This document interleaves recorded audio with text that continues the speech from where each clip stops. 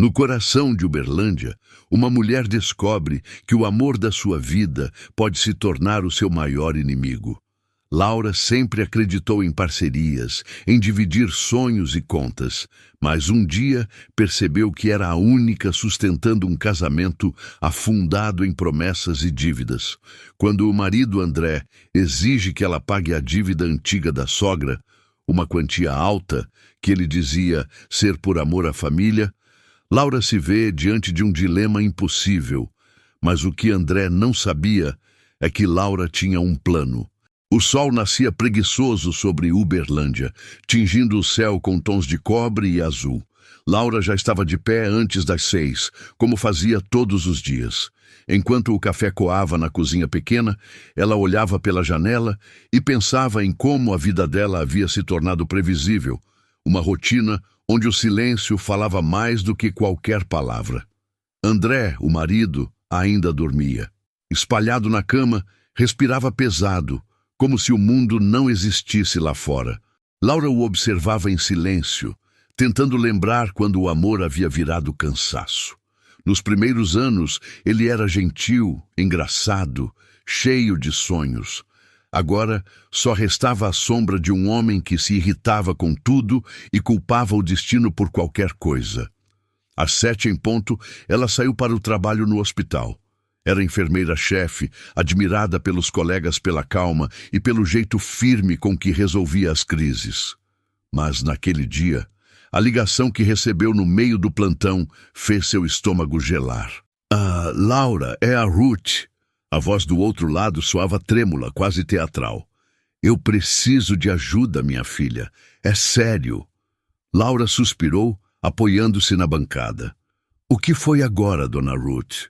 "Eles vão tomar minha casa", soluçou a sogra. "Eu tô devendo, e o homem disse que se eu não pagar até sexta, vai mandar alguém vir aqui." Laura fechou os olhos.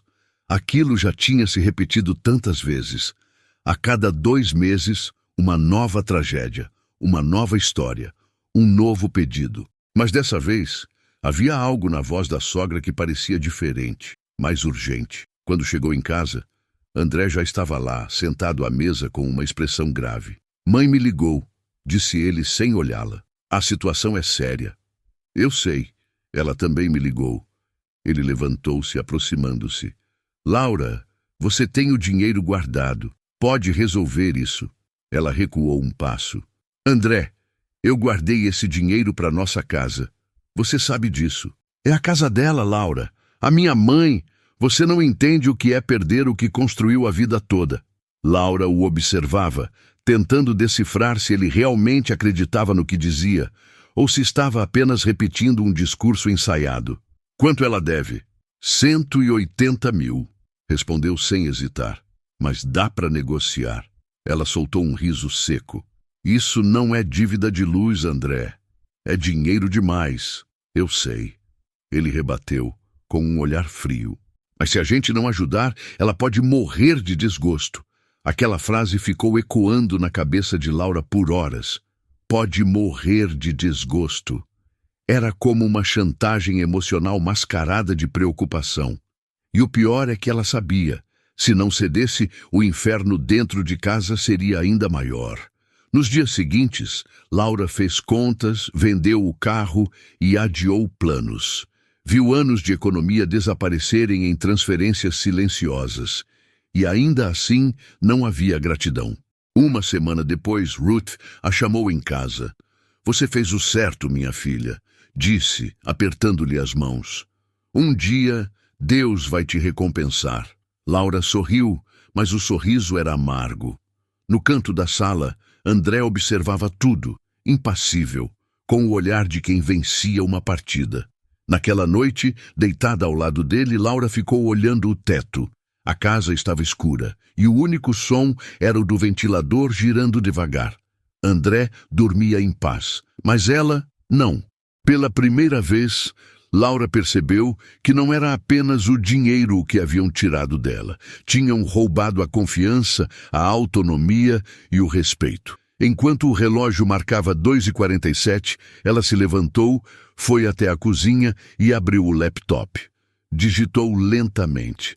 como recomeçar do zero com nova identidade. A tela brilhou em silêncio. E foi ali, naquela madrugada quente de Uberlândia, que Laura entendeu o que precisava fazer.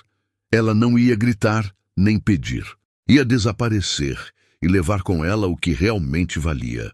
O telefone tocou às 10 da manhã de um sábado abafado. Laura estava no quintal regando as plantas quando ouviu a voz nervosa de Ruth do outro lado da linha. Minha filha, o homem veio aqui. Bateu no portão, gritou, deixou um papel. Eu tô com medo, Laura. O papel. Laura foi até a casa da sogra ainda naquele dia. A fachada antiga, descascada, parecia mais decadente do que lembrava. Lá dentro, o cheiro de remédio e velhice misturava-se com o som de uma novela antiga na televisão. Ruth tremia, segurando o papel amassado. Era uma notificação de cobrança. Mas o nome que aparecia como devedor não era só o dela. Lá estava também André Ramos da Silva. Laura sentiu um arrepio. Por que o nome dele está aqui, dona Ruth? Ruth desviou o olhar. Foi só para ajudar. Ele assinou comigo, mas o dinheiro era para mim. Laura sabia que não era verdade, mas ficou em silêncio. Naquele momento, entendeu que a dívida não era apenas financeira, era moral, emocional, um laço de manipulação entre mãe e filho que ninguém de fora conseguiria romper. No caminho de volta para casa, o céu escureceu de repente. Um temporal começou a cair e Laura teve que parar o carro num posto de gasolina. Enquanto esperava a chuva passar, abriu o porta-luvas e encontrou um comprovante bancário. Uma transferência feita por André há 2 meses para o mesmo nome do cobrador no papel de Ruth. Valor: R$40 mil. Finalidade: apostas. Laura encostou a cabeça no volante. Tudo fazia sentido agora. As discussões, os atrasos, a dívida da sogra, era tudo uma farsa. Naquela noite, André chegou em casa embriagado, cantarolando. Ela o esperava na sala, com o papel da cobrança em mãos. Quer me contar o que é isso? Perguntou sem elevar o tom. Ele olhou rapidamente e sorriu. Você não confia em mim, é isso? Eu confio quando não vejo meu nome misturado a dívidas que não são minhas. Ah, Laura! Ele riu, balançando a cabeça. Você sempre foi dramática. Ela se aproximou. Dramática? Você me fez vender meu carro, minhas economias e ainda quer me fazer de idiota? André mudou de tom. Eu fiz o que fiz pela minha mãe. Ela é tudo o que eu tenho. Você devia respeitar isso. Eu respeitaria se você não tivesse mentido para mim. Ele bateu a mão na mesa. Cuidado, Laura. Você não sabe do que está falando. Aquela ameaça disfarçada acendeu um fogo silencioso dentro dela. Laura recolheu os papéis, foi até o quarto e trancou a porta. Sentou-se na beira da cama e começou a escrever. Hoje entendi que o amor pode ser o pior tipo de dívida e que às vezes o preço a pagar é o silêncio. Nos dias seguintes, Laura agiu como se nada tivesse acontecido. Cozinhava, sorria, trabalhava, mas nas madrugadas gravava conversas, escaneava documentos, salvava cópias na nuvem. Uma noite, enquanto André dormia, ela pegou o celular dele. Entre as mensagens, encontrou conversas com um contato chamado RC. O conteúdo era frio, objetivo. Transferência confirmada. A mulher não sabe de nada. O coração de Laura acelerou. Ela tirou fotos de tudo e apagou os rastros. Naquela madrugada, enquanto o relógio marcava 3h15, Laura começou a entender que não havia retorno. O homem com quem ela dormia já não era seu marido. Era um estranho perigoso. Na manhã seguinte, ela olhou para André preparando o café e pensou: ele acha que me controla, mas já perdeu. E enquanto o sol nascia em Uberlândia, Laura decidiu que o próximo passo seria o mais silencioso e o mais letal. O domingo amanheceu abafado em Uberlândia. O ar parecia pesado, denso, como se a própria cidade soubesse que algo estava prestes a ruir. Laura acordou cedo e ficou observando André dormindo. O rosto dele, tranquilo, não combinava com o caos que havia instalado dentro dela. Na cabeceira, O celular dele vibrava. Uma mensagem. RC. Já falei com o cara, mas ela não pode desconfiar. Laura sentiu um arrepio, mas respirou fundo. Apagou a notificação e se levantou sem dizer nada. No espelho do banheiro, viu uma mulher que já não reconhecia. Olheiras fundas, olhar cansado. Mas pela primeira vez havia algo novo ali. Determinação. Enquanto preparava o café, ouviu o som da porta se abrindo. Ruth entrou sem bater, como sempre fazia. Minha filha, eu trouxe pão de queijo. Fiz do jeito que você gosta. Laura agradeceu com o sorriso automático que já usava para esconder o que sentia. E o André, dormindo ainda? Perguntou Ruth. Tá, respondeu seca. Ele chegou tarde. O coitado anda tão preocupado. A sogra suspirou. Essa dívida tirou o sono dele. Laura pousou a xícara devagar. Dona Ruth, posso te perguntar uma coisa? Claro, meu bem. A senhora sabia que o nome dele estava junto com o seu nos papéis da cobrança? Ruth hesitou por um instante, depois riu, disfarçando. Ah, Laura, o André só queria me ajudar. Ele é um bom filho. Bom filho. Essas duas palavras se tornaram como uma farpa. Laura já tinha ouvido tantas vezes que o amor de mãe justificava tudo. Mas pela primeira vez, percebeu o quanto essa lealdade era venenosa. Mais tarde, André acordou e encontrou as duas na cozinha. O que vocês estão cochichando? Perguntou rindo. Falando da dívida, respondeu Laura sem rodeios. Quero entender por que meu nome apareceu em uma transferência de aposta. O sorriso de André sumiu. Você tá fuçando minhas coisas?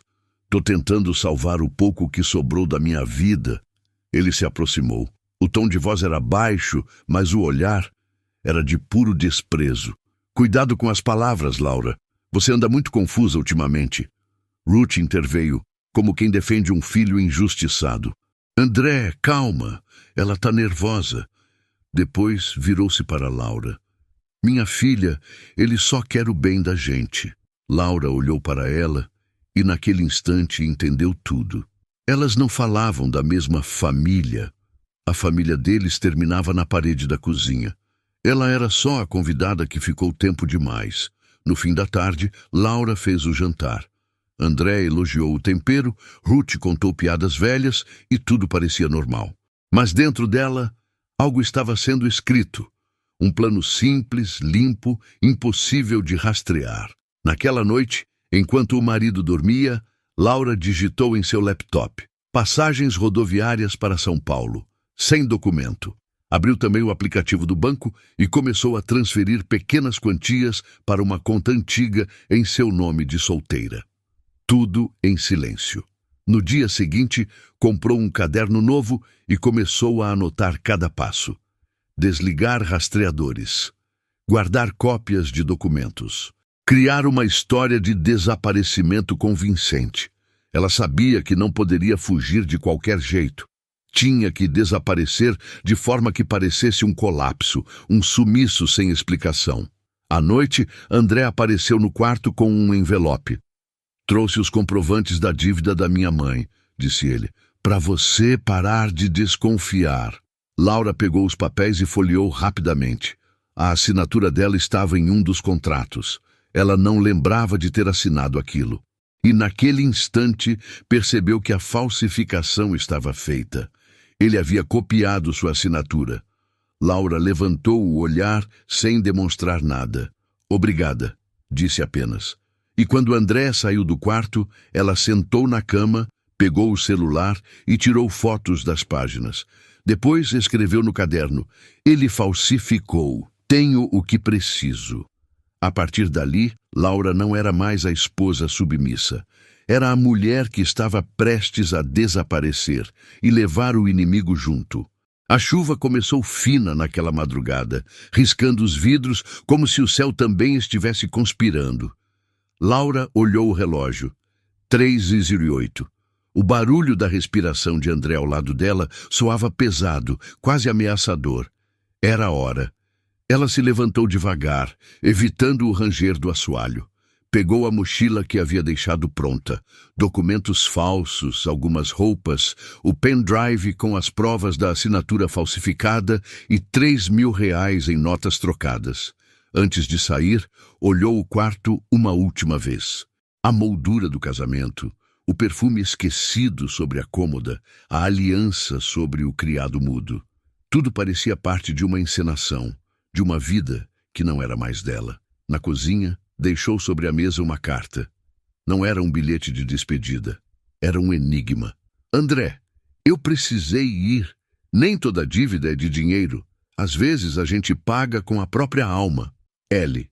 Ela desligou o celular e o deixou na gaveta do escritório, com a tela rachada.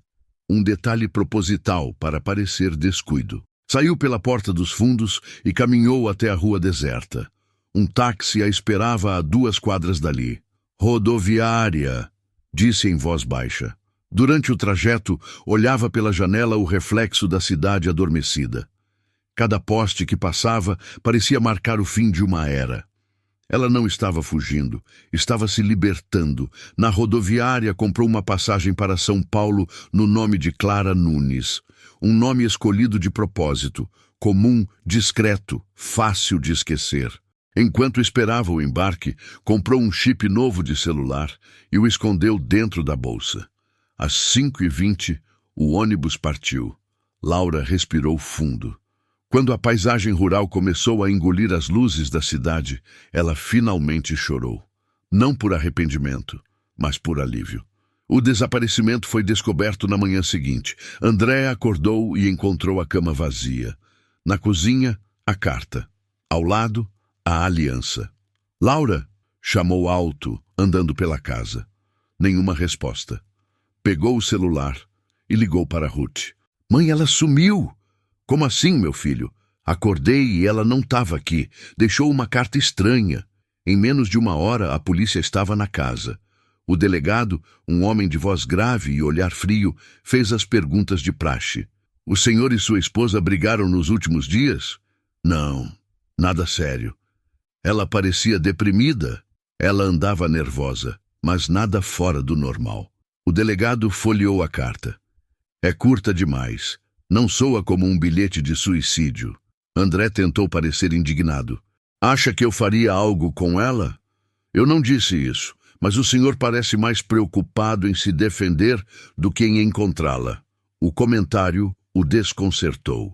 Nos dias seguintes, o caso tomou as ruas. Mulher desaparece misteriosamente em Uberlândia.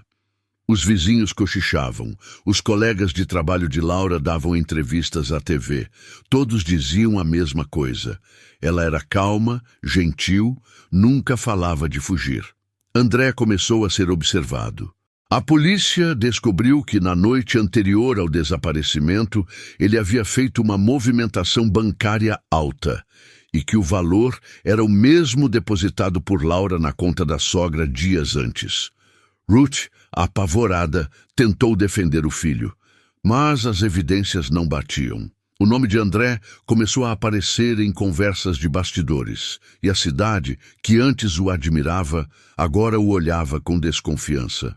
Enquanto isso, em um pequeno quarto alugado na zona norte de São Paulo, Laura assistia às reportagens pela TV. O rosto de André estampava a tela. Ela segurou o controle com firmeza e disse, quase num sussurro, "O papel trocou de lado, meu amor. Agora quem some é você." No reflexo da janela, a chuva voltava a cair, e pela primeira vez em anos, Laura se sentiu livre. 3 dias depois do desaparecimento, Uberlândia parecia viver um pesadelo coletivo. Nas bancas de jornal, os títulos gritavam em letras garrafais. Mulher desaparece misteriosamente após discussão com o marido. O rosto de Laura estampava capas de sites, postagens e cartazes espalhados pelas esquinas. O país começava a conhecer a enfermeira dedicada, a esposa fiel e a mulher que simplesmente sumiu, deixando para trás uma carta sem explicação. Na porta da Casa dos Ramos, repórteres se aglomeravam. O som das câmeras, o cheiro de chuva e as vozes misturadas criavam uma atmosfera sufocante. André, de terno escuro e olhar abatido, saiu para dar sua primeira entrevista. Minha esposa não era uma pessoa instável. Acredito que alguém possa tê-la levado, disse, fingindo emoção. Mas as mãos tremiam e a voz soava ensaiada. Atrás dele, Dona Ruth chorava de forma contida, olhando direto para as câmeras. A Laura era como uma filha para mim. Tudo o que queremos é que ela volte para casa. Enquanto a encenação tomava forma, o delegado responsável pela investigação, Marcelo Diniz, observava a cena de longe. Ele já tinha visto aquele tipo de teatralidade antes e sabia que, quando o lobo se veste de cordeiro, é porque o sangue está perto. Naquela noite, o caso ganhou espaço no noticiário nacional. O programa Linha de Verdade exibiu uma reportagem especial, com entrevistas e reconstituições. Uma colega de Laura do hospital disse à repórter: nos últimos dias ela parecia diferente, mais calada, mais decidida. Disse uma frase estranha: logo tudo vai se resolver. Em São Paulo, Laura assistia à mesma reportagem de um pequeno apartamento alugado na Vila Maria. Luzes fracas, paredes descascadas e o som distante dos ônibus criando um ritmo de fundo. Ela segurava uma xícara de café e olhava para a TV com uma serenidade inquietante. Decidida, sim, murmurou. E ninguém entendeu o porquê. Pegou o notebook e abriu um e-mail anônimo. Assunto: documentos sobre o caso Laura Ramos. Anexo: cópias das transferências bancárias, a foto da assinatura falsificada e o comprovante de apostas no nome de André. Destinatário: delegado Marcelo Diniz. Ela clicou em enviar. O som do envio ecoou na sala como um disparo. Na manhã seguinte, o delegado recebeu o e-mail. Chamou a equipe imediatamente. E isso muda tudo, disse mostrando os anexos. Agora havia provas de falsificação, movimentação irregular e possível lavagem de dinheiro. Mas o remetente era um mistério. Pode ser ela, arriscou uma investigadora. Ou alguém querendo ferrar com o marido, respondeu Marcelo. De qualquer forma, a verdade vai aparecer. André, por outro lado, começava a perder o controle. Os clientes deixavam de procurá-lo, os colegas o evitavam e as redes sociais o tratavam como assassino. Tentava se defender, mas cada nova tentativa o afundava mais. Ruth implorava para ele se calar. Meu filho, não fala mais com ninguém, gritava ela aflita. Você está piorando tudo. Vão me prender, mãe, respondeu André desesperado. A culpa é dela. A Laura armou para mim. Mas Ruth sabia que não era bem assim. Naquela noite, ela abriu o armário antigo do quarto e tirou de dentro uma caixa de sapatos com papéis velhos, cartas, recibos, bilhetes, e entre eles, um documento que reconheceu de imediato, o contrato da dívida. No canto inferior, uma assinatura idêntica à de Laura, mas ela lembrava muito bem do dia em que André passou horas mexendo nos papéis. Ela começou a chorar. Sabia que o filho havia ultrapassado um limite que não tinha volta. Enquanto isso, em São Paulo, Laura caminhava pelas ruas com óculos escuros e cabelos presos. Ninguém a reconhecia. Ninguém sabia seu nome. Mas o noticiário, que ecoava dos televisores das padarias, fazia questão de lembrá-la de quem ela era. Ou de quem tinha sido. Enfermeira desaparecida há 5 dias. Marido continua principal suspeito. Laura sorriu. Que continuem procurando, sussurrou. Porque quando acharem o que eu deixei, vai ser tarde demais. O ônibus passou, levando o som da cidade junto.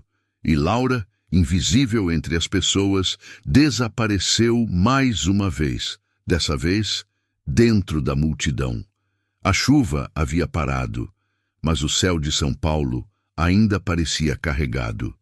Laura observava as gotas escorrendo lentamente pela janela do pequeno apartamento. Fazia 3 semanas que havia desaparecido, e o nome Clara Nunes já soava natural em seus lábios. Trabalhava num café discreto de esquina, onde ninguém fazia perguntas demais. Mas naquela tarde, ao voltar do trabalho, encontrou um envelope pardo escorregado por baixo da porta, sem remetente, sem marca, apenas seu nome falso escrito em letras finas para Clara. O coração acelerou.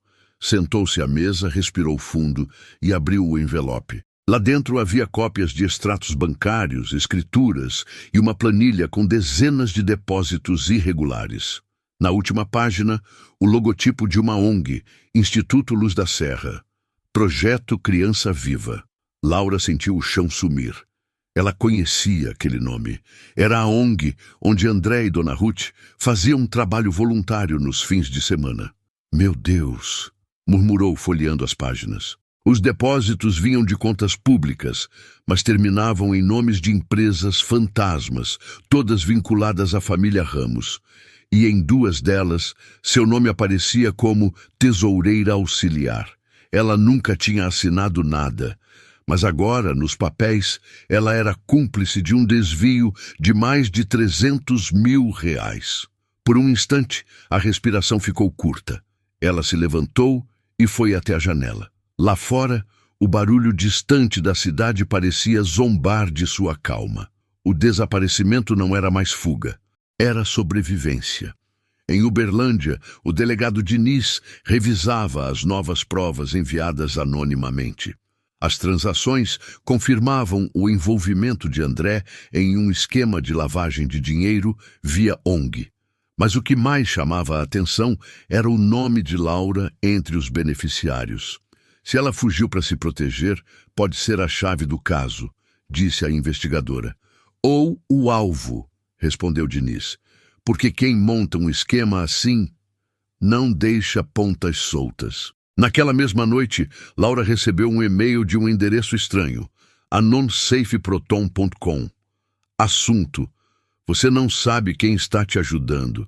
A mensagem continha apenas uma frase. Procure o cofre na casa antiga. Ele ainda está lá. O coração dela disparou. Casa antiga, a de Ruth. Sem hesitar, comprou uma passagem para Uberlândia. Chegou ao entardecer, usando um lenço cobrindo parte do rosto. O bairro parecia o mesmo. Ruas quietas, cheiro de café vindo das janelas, os sinos da igreja tocando ao longe. Mas para Laura, tudo era diferente. Cada esquina guardava uma lembrança. Cada passo, um risco. Esperou o anoitecer e pulou o muro dos fundos da casa. As luzes estavam apagadas. Entrou devagar, guiada apenas pela lanterna do celular. O ar cheirava a mofo e remédio. Na sala, viu o retrato da família ainda pendurado na parede. No fundo, perto da estante, um cofre antigo embutido atrás de um painel de madeira. Usou uma faca para forçar o encaixe. O painel se soltou. O cofre estava lá. Girou o dial com mãos trêmulas. Depois de alguns minutos, conseguiu abri-lo. Lá dentro havia um pendrive, um caderno e uma carta envelhecida. No envelope, reconheceu a letra de Ruth. Laura, se você está lendo isso, é porque descobriu o que fizemos. Eu nunca quis que chegasse tão longe. André se envolveu com gente perigosa, e quando tentei impedir, ele me ameaçou. Tudo o que fiz foi para protegê-lo e para te afastar, antes que ele fizesse pior. Laura sentiu o corpo inteiro estremecer. As mãos suavam. Antes que ele fizesse pior. Guardou o pendrive e a carta na bolsa e saiu pela porta dos fundos, o coração martelando no peito. Enquanto caminhava apressada até o ponto de ônibus, percebeu algo no retrovisor de um carro estacionado. Um homem observando.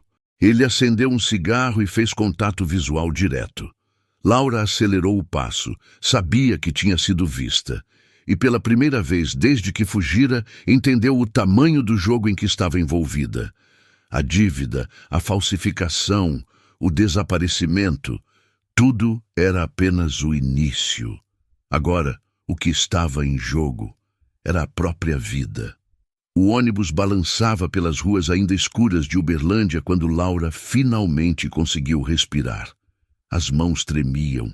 O coração parecia uma martelada dentro do peito. O pendrive escondido no fundo da bolsa pesava mais do que tudo o que ela já carregara. Sabia que ali dentro estava a ruína de André, e talvez a sua própria salvação. Desceu no ponto mais afastado da cidade e seguiu a pé por vielas que conhecia desde jovem. Entrou em uma pousada simples, onde pagou por 3 dias em dinheiro vivo, sem apresentar documento. O quarto cheirava a sabão e umidade, mas para ela era um santuário. Sentou-se na cama e ligou o notebook. Conectou o pendrive. A tela piscou e uma pasta surgiu com o nome Fundação LS. Dentro, dezenas de planilhas, fotos e e-mails trocados entre André, Ruth e nomes de empresários locais. Mas o que a fez gelar foi um arquivo de áudio. Deu play. Se ela descobrir, acaba tudo, André. Então que acabe. Ela é útil enquanto serve. Depois, some. A voz era clara. Era André. Laura cobriu a boca com as mãos. Por alguns segundos, o ar desapareceu dos pulmões. Não era mais apenas sobre dinheiro. Era sobre sobrevivência. Fechou o notebook e respirou fundo. Tá bom, André, sussurrou. Agora o jogo vai virar. No dia seguinte, foi até uma lan house antiga no centro da cidade. Digitou um novo e-mail anônimo. Assunto: desvio de verbas públicas. Provas em anexo. Destinatários: Receita Federal, Ministério Público e 3 jornais locais. Anexou parte dos documentos, deixando os arquivos mais pesados guardados. Antes de clicar em enviar, hesitou. Pensou em Ruth, na carta que a sogra deixara. Talvez ela tivesse tentado protegê-la de verdade, mas agora não havia mais volta. Ela clicou. O som de envio foi quase libertador. Em menos de 48 horas, a notícia estourou na imprensa.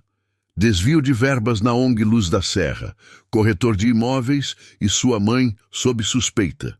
Imagens da Casa dos Ramos, dos carros sendo apreendidos, dos agentes federais recolhendo caixas. André tentava desesperadamente se justificar diante das câmeras. Isso é um erro, tudo isso é culpa daquela mulher, gritava. Mas agora ninguém mais o ouvia. O delegado Diniz observava os desdobramentos com interesse. O denunciante anônimo está cada vez mais preciso, comentou com a equipe. É alguém que sabe demais. Ruth, enfraquecida e isolada, foi levada ao hospital após desmaiar durante uma entrevista. No quarto, sem câmeras nem repórteres, pediu papel e caneta. Escreveu uma carta com caligrafia trêmula. André destruiu tudo o que toquei. Laura não fugiu. Foi salva. Que a justiça encontre quem a traiu. No dia seguinte, a carta foi parar nas mãos do delegado. Enquanto isso, Laura já estava em movimento. Trocou de cidade mais uma vez. Deixou Uberlândia de madrugada, embarcando num ônibus para Juiz de Fora. O rosto coberto, o cabelo preso, uma mochila leve. Enquanto o veículo deslizava pela estrada, observava o sol nascer entre as montanhas e pensava em tudo o que havia deixado para trás. Não era vitória. Era apenas um acerto de contas. Ligou o celular novo e abriu uma notícia recente. Delegado confirma. Provas de desvio foram enviadas por fonte anônima. Prisões devem ocorrer nas próximas horas. Laura sorriu, sem alegria. Pegou o caderno onde anotava seus planos e escreveu a última linha da página. A vingança não é gritar, é deixar que o silêncio ecoe. Fechou o caderno e o guardou. Naquele momento, ela sabia. O que começou como um desaparecimento se tornara algo muito maior. Ela não estava apenas limpando o próprio nome. Estava escrevendo o último capítulo da história dos Ramos, e dessa vez, a autora era ela. O vento soprava frio pelas janelas da pequena pensão onde Laura se hospedara em Juiz de Fora. O relógio marcava 2 da manhã, e o silêncio era cortado apenas pelo som dos carros distantes na avenida. Ela estava sentada diante do notebook, com o pendrive novamente conectado. Desde que enviara parte dos documentos à imprensa, algo a incomodava, como se ainda existisse algo escondido, algo que ela ainda não havia visto. Abriu novamente a pasta principal. Fundação LS. Dentro dela havia uma subpasta que antes passara despercebida.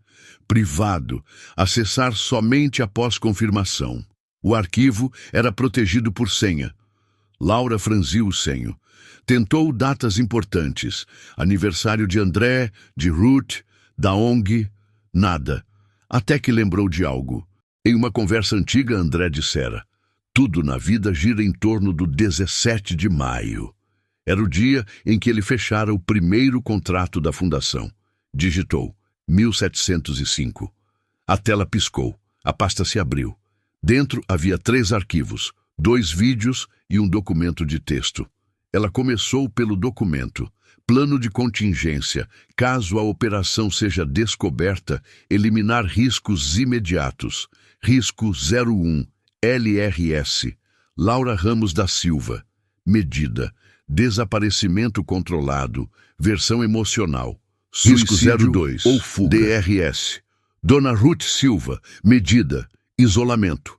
Manter sob medicação. As letras tremiam diante dos olhos dela.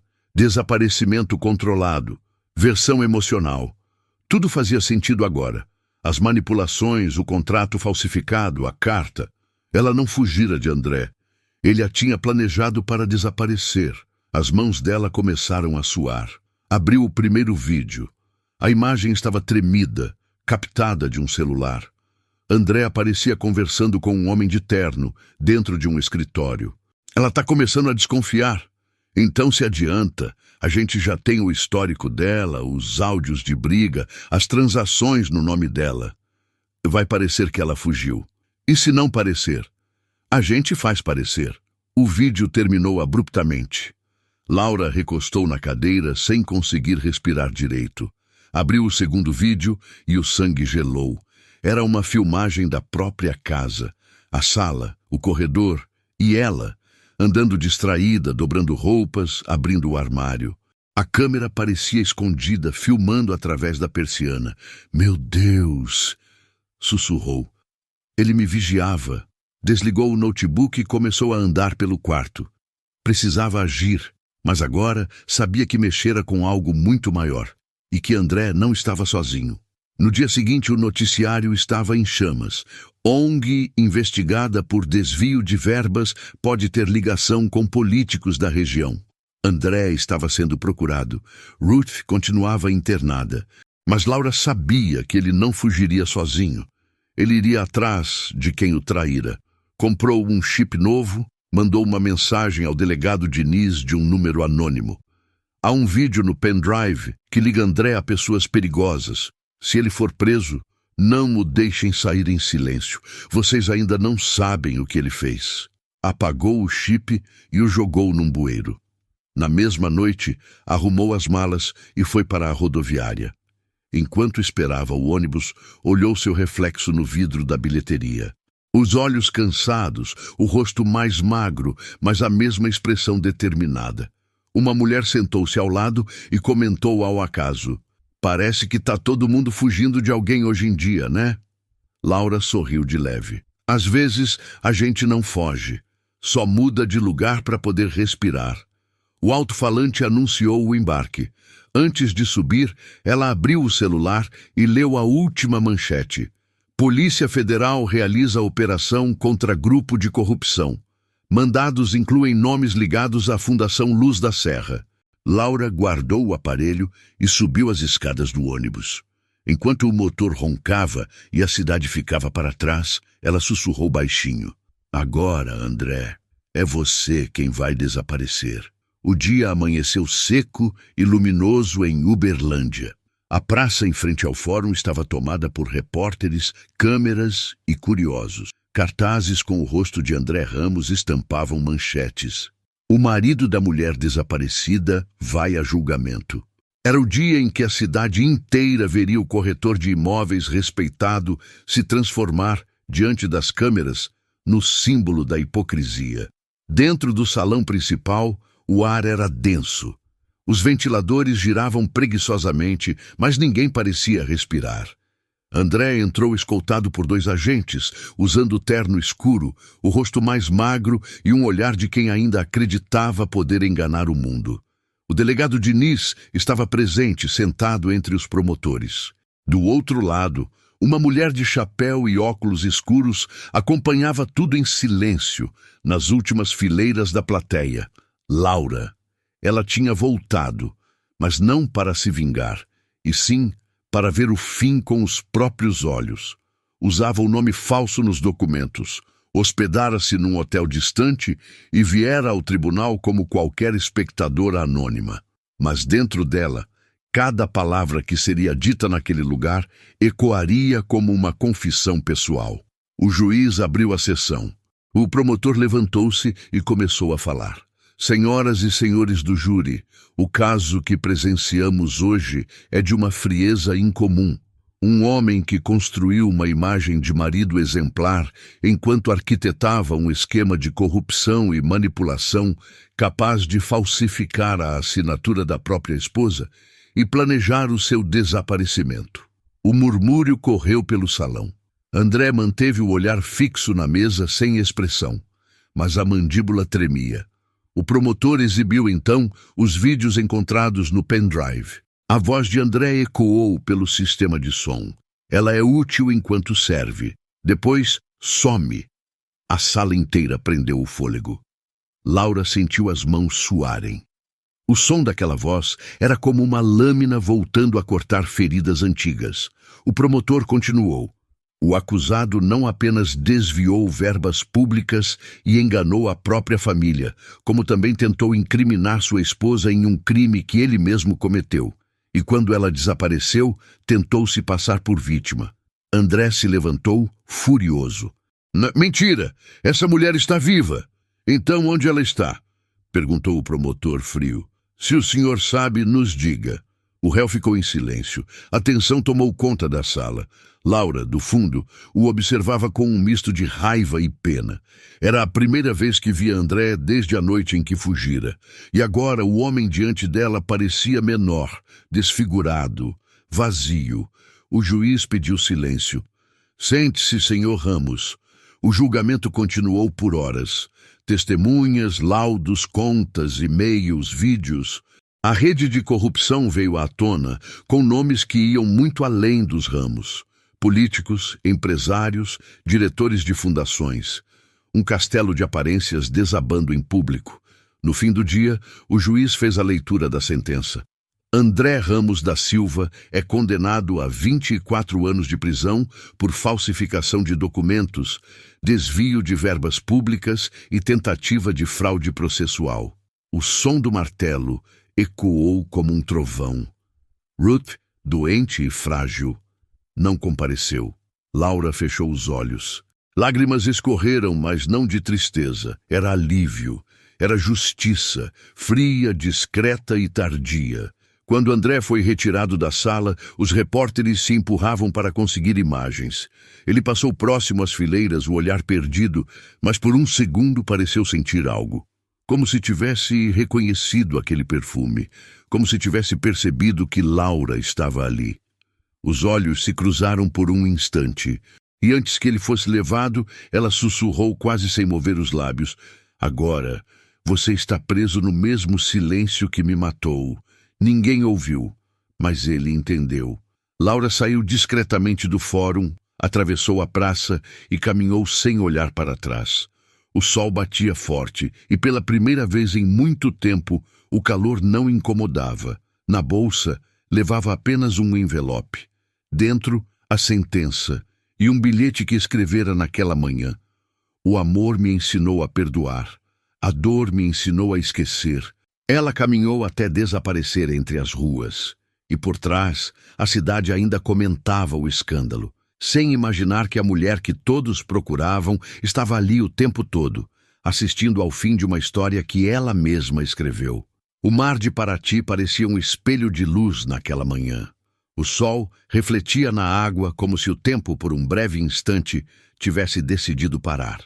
Laura, agora Clara Nunes, abria as janelas do pequeno café que inaugurara há poucos meses. O cheiro de café fresco misturava-se ao som distante das ondas e das risadas de turistas. Ela havia conseguido o que mais desejava: anonimato.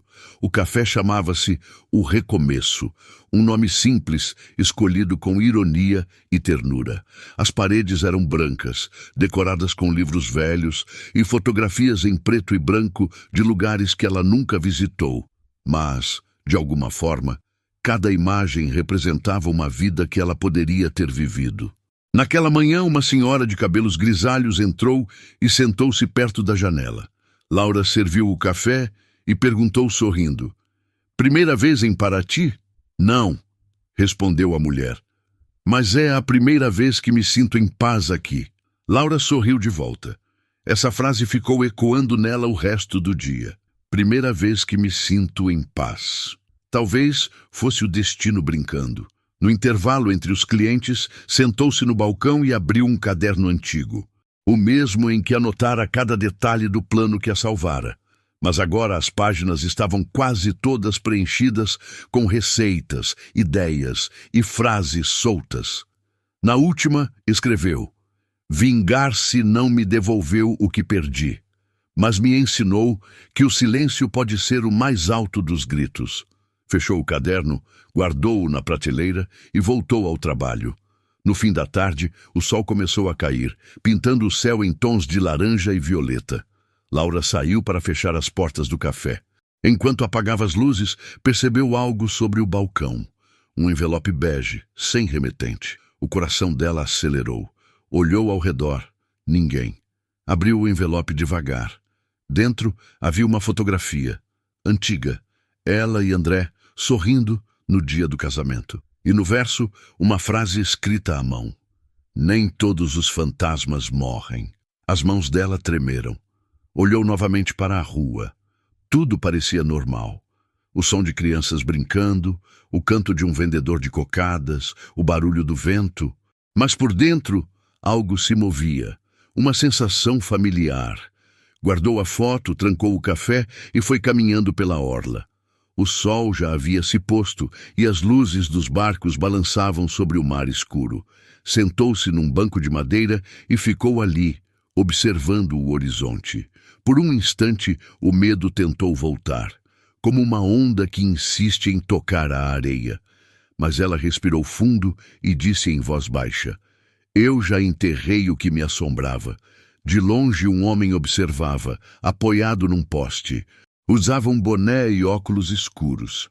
Quando ela se levantou e começou a caminhar de volta, ele esperou alguns segundos e se afastou na direção oposta. Laura nunca o viu, e talvez fosse melhor assim. Naquela noite, a maré subiu. O vento trouxe o som das ondas batendo nas pedras, como se o mar quisesse contar um segredo. Laura acendeu uma vela e colocou a foto dentro de uma tigela de metal. As chamas começaram a consumir a imagem lentamente. Quando o fogo chegou aos rostos, ela murmurou: "Adeus, André." O papel virou cinza e o vento levou as cinzas pela janela aberta. Do lado de fora, o mar rugia abaixo.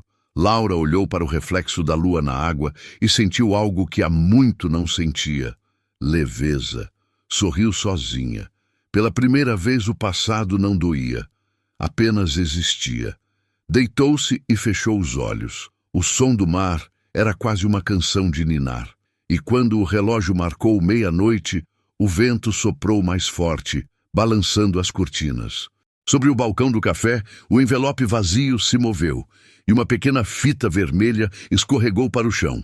Ninguém viu, mas, se alguém tivesse olhado de perto, veria que, sob a fita, havia uma palavra escrita em tinta desbotada: "Recomeço." E o silêncio voltou a preencher o quarto. Um silêncio cheio de paz e de mistério.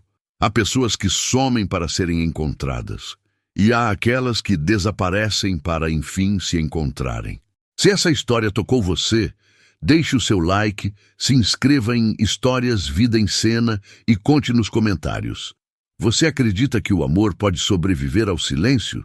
Porque aqui, cada história é um pedaço da vida, e cada vida merece ser contada.